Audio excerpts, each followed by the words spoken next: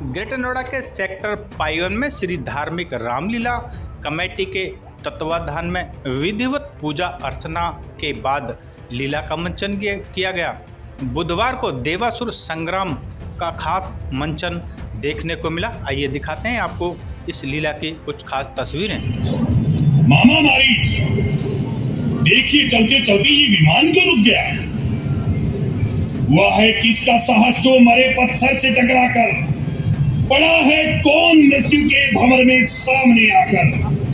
अभी तक क्या कोई संसार में ऐसा भी योद्धा है कौन जिसने मार्ग में चलते वाहन को रोका है? दृक्षपति, आप तो व्यर्थ इतना रोष कर रहे हैं। मेरे विचार में ये केवल वायु का दोष है। वायु क्या शक्ति है जो मेरी आज्ञा का उल्लंघन कर सके? उसमें इतना साहस कहा जो मेरी इच्छा के प्रतिकूल गमन कर सके? तो फिर इंद्र की चाल होगी। इंद्र की चाल? इंद्र पर है मेरी शक्ति का भय छाया हुआ। सदियों से मेरे पैरों का वो है ठुकराया हुआ। तो फिर मेघ ने ही रास्ते में अड़कर अपने अपमान का बदला उतारा होगा। वही मेघ जो मेरी सेवा बजाता है, पानी छिड़क छिड़क कर लंका की गलियों को ठंडा बनाता है। क्या कह रहे हो मामा मारीच? ऐसे कायर भी अगर रोकेंगे मेरी राह को, कौन फिर मानेगा मेरी शक्ति के संचार को?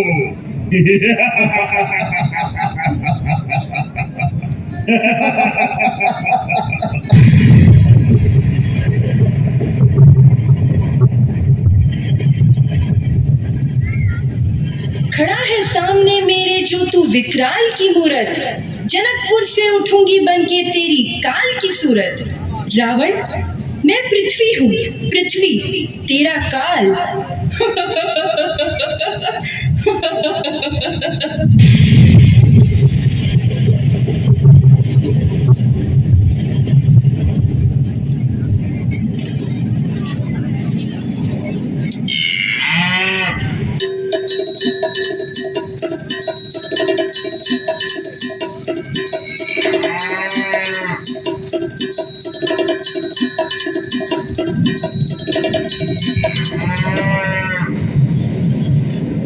प्रणाम लंकेश। कौन है? सामने आ। मैं हूँ शिव शंकर का अनुचर नंदी। नंदी? कहो, क्या कहते हो नंदी? महाराज, समस्या छोटी है, इसको अधिक न बढ़ाएं। यदि इस ओर से नहीं तो दूसरी ओर से निकल जाए। क्यों निकल जाऊं? समंदर खुश हो जाए जो मेरा नाम सुन पाए। गिरा डालूं यदि हो लोहे की दीवार भी आगे, मिटा डालूं अगर हो मौत की चट्टान भी आगे। रक्षराज, ये कैलाश पर्वत शिवजी महाराज का निवास स्थान है। उसके ऊपर से किसी प्राणी का गुजर जाना एक प्रकार का अपमान है। कैसा अपमान? किसका अपमान? शिव तो महान शक्तिमान है। शिव के वरदान से ही मैं महाबली रावण हूँ। मैं ही शिव शक्ति का मेरी और नजर। लंकापति महावीर रावण, आपने अपनी शक्ति को भली प्रकार समझ लिया होगा।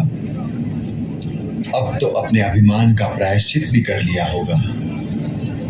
वत्स बताओ, अब और क्या अभिलाषा है? भोलेनाथ, लक्ष्य प्राप्ति का वरदान दीजिए। लंकेश, मैं प्रसन्न हुआ। यह ले चंद्रहास नामक तलवार। यदि तू नित्य इसका पूजन करता रहेगा तो ये तेरी सब प्रकार से रक्षा करेगी। किंतु सावधान, यदि एक दिन भी पूजन भूल गया या तेरे हाथ से छूट गई तो बस अपनी अंतिम घड़ी ही समझना। रक्ष संस्कृति का समूल विनाश। जो आज्ञा भोलेनाथ। आज से मैं सदा आपका दास रहूंगा और आपके वचनों का सदा पालन करूंगा। जय भोलेनाथ, जय जय भोलेनाथ, जय जय भोलेनाथ।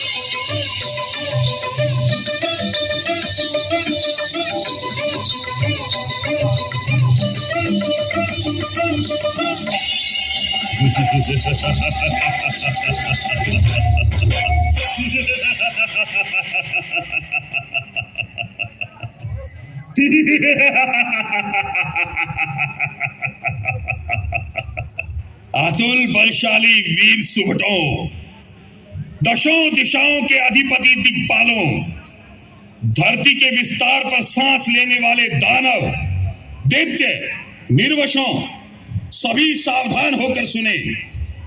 मैंने लंका का राज्य धन के देवता कुबेर को अपनी शक्ति से पराजित कर बहुत कठिनाई से प्राप्त किया है।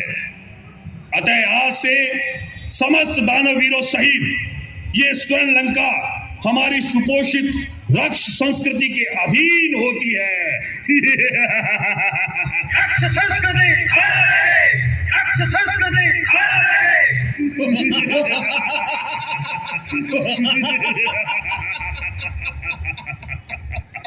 रक्षपति, यद्यपि ये सत्य है कि आपने कुबेर को जीतकर लंका में अपना राज्य स्थापित कर लिया है, परंतु हम राक्षसों को देवताओं से विरोधाभास नहीं करना चाहिए। हमें ये भी नहीं भूलना चाहिए कि समस्त राक्षसों के घोर तप के बाद ही देवताओं ने हमें शक्ति प्रदान की थी। दैत्यों और दानवों का बल भी उन्हीं की देन है। इसी में हमारे कुल की शोभा है। नहीं अनुज, नहीं। यहाँ की शान ही अद्भुत निराली है जमाने से। जगत खुशहाल होता है मेरे जय घोष गाने से। प्रिय अनुज विभीषण, यद्यपि आपका परामर्श सराहनीय है, वो समस्त शक्तियों को अपने साथ लेकर ही संभव है। अतः देवताओं से संघर्ष अनिवार्य है। मेरा ही रंग जम जाए रसीली तान के अंदर, मेरा ही नाम गूंजे अप्सरा के गान के अंदर, मेरे यशगान में पद्मस्त कुल दरबार हो जाए, ध्वनि ये घुंघरू की बस मेरी ही झनकार हो जाए।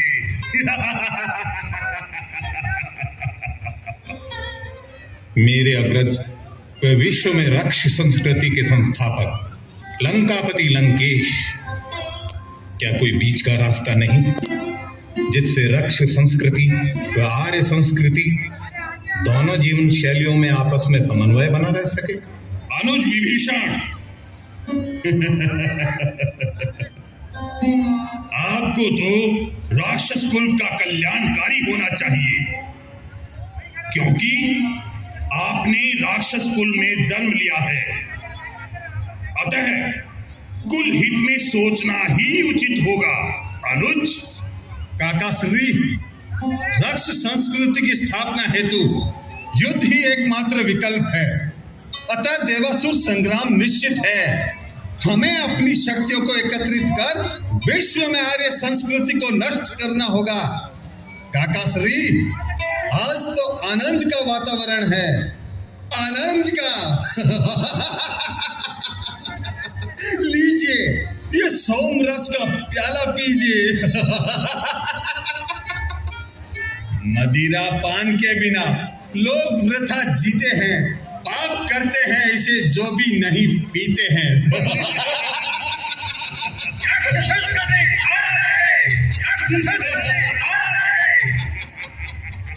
शांत शांत हो जाइए। वैसे तो समस्त लोग ही मेरी आज्ञा का पालन करते हैं, सारे राजे महाराजे मेरी अधीनता का दम भरते हैं। देवता और दिक्पालों को मैंने अपने कारागार में डाल रखा है, दानव और गंधर्वों को भी अपने अधीन कर रखा है। तो ठीक है, आज से रक्ष संस्कृति के श्री चरणों में समर्पित इस स्वर्ण लंका में जिन्हें हमारी सुपोषित संस्कृति स्वीकार नहीं, वे इसी क्षण अपने प्राणों की रक्षा के लिए लंका छोड़ दे। मैं अपने पराक्रमी राक्षस योद्धाओं को आदेश देता हूं कि वे विश्व श्रेष्ठ रक्ष संस्कृति के समस्त शत्रुओं को समूल नष्ट करने के लिए भूमंडल पर फैल जाएं। ठीक है रक्षपति।